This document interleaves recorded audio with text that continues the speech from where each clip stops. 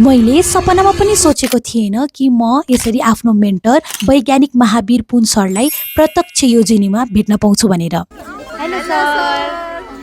High everyone, I am Swikriti Gurung, एउटा त्यस्तो केटी जसले प्योर साइन्स पढ्ने निडैली आफ्टर +2 जहाँ होल संसार चाहिँ मेडिकल र इन्जिनियरिङको पछाडि भागिरहेको छ। र आज यो केटीको दिनको सुरुवात भयो कमिलाको तातीको पछाडि हिँडेर। र यो कमिलाको ताती कतातिर बढ्दैछ भने हामी जाँदैछौँ राष्ट्रिय आविष्कार केन्द्रतर्फ। र त्यहाँ जानसाथ हामीले देख्यौँ महावीर पुन सरलाई। Oh my god, look at him. त्यसपछि हामीलाई त्यहाँ हुनुभएको दाइले चाहिँ के आविष्कार भएको छ त त्यसको बारेमा चाहिँ हामीलाई जानकारी दिन थाल्नुभयो।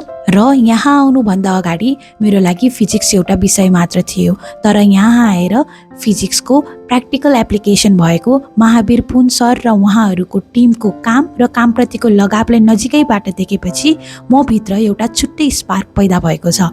र यसरी महावीर पुन सरसँगको छोटो भेट र उहाँबाट लिएको बायोग्राफी बुक पढ्दै जाँदा मलाई अब विज्ञानलाई अझै गहिराइमा गएर पढ्ने प्रेरणा मिलेको छ।